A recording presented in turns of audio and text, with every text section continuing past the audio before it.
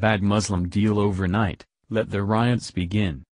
In the last days of Barack Obama's administration, he did all he could to continue to destroy America. The list of disgusting things Obama did before Donald Trump was inaugurated truly turned conservative America's stomach. However, there is one deal that Obama struck that may not see the light of day, and it could not happen at a better time. Over the last several months there has been an increase in terrorist activity from refugees around the world. Countries such as England, Sweden, and Germany have been regularly attacked by Islamic extremists, and there appears to be no end in sight.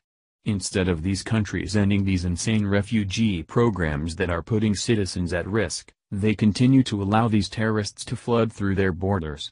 America was facing the same dilemma under the Obama administration, as he did all he could to destroy America with sick policies. In Obama's last days of his presidency, he went into hyperdrive pushing one bad deal after another.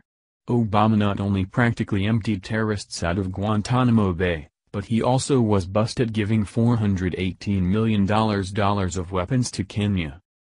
Another one of those bad deals Obama made in his last days of office was when he decided to fast-track thousands of rejected Muslim refugees into America. The covert deal was hammered out by then-Secretary of State, John Kerry, who did his best to try and bring these refugees to America ahead of schedule. Can you guess where all these refugees hailed from? You guessed it, terrorist hotbeds such as Iran, Somalia, Iraq, Afghanistan, and Sudan. Now, President Trump seems to be pumping the brakes on this insane deal, and you can be sure the left will lose their minds. Here is more from Reuters. U.S. officials interviewing refugees held in an Australian-run offshore detention center left the facility abruptly, 3 detainees told Reuters on Saturday, throwing further doubt over a plan to resettle many of the detainees in America. U.S. officials halted screening interviews and departed the Pacific island of Nauru on Friday, 2 weeks short of their scheduled timetable and a day after Washington said the United States had reached its annual refugee intake cap.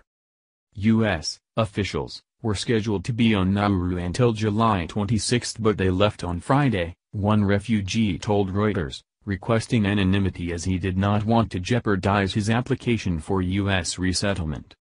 In the United States, a senior member of the union that represents refugee officers at U.S. Citizenship and Immigration Services, USCIS, a Department of Homeland Security agency, told Reuters his own trip to Nauru was not going forward as scheduled. Jason Marks, chief steward of the American Federation of Government Employees Local 1924, told Reuters his trip has now been pushed back and it was unclear whether it will actually happen. The USCIS said on Saturday that the program would continue but offered no details. We do not discuss the exact dates of USCIS circuit rides to adjudicate refugees' applications. However, we are planning return trips, the agency said in a statement. It is not uncommon for the dates of tentatively planned refugee circuit ride trips worldwide to change due to a wide variety of factors.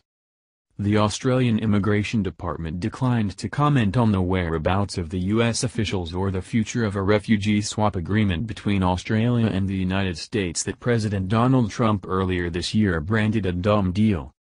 Australian Foreign Minister Julie Bishop said on Sunday the deal was progressing as expected, reiterating the government had assurances from the Trump administration.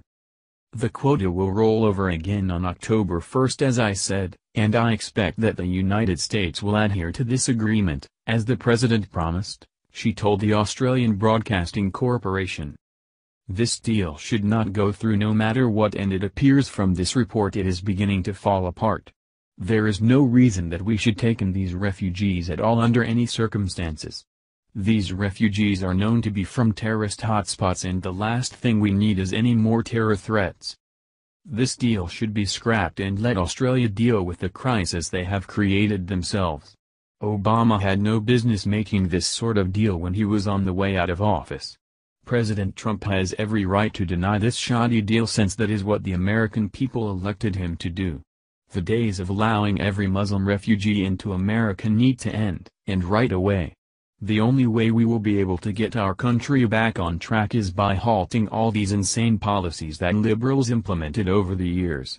If they want to riot because of it, then so be it. They then can be arrested and sit in jail for their own terrorist activities. It is now the time that we close our borders until further notice, and if the left doesn't like it, well, there is the door. Thank you for watching this video. What do you think about this? Share this on Facebook and Twitter along with your comments.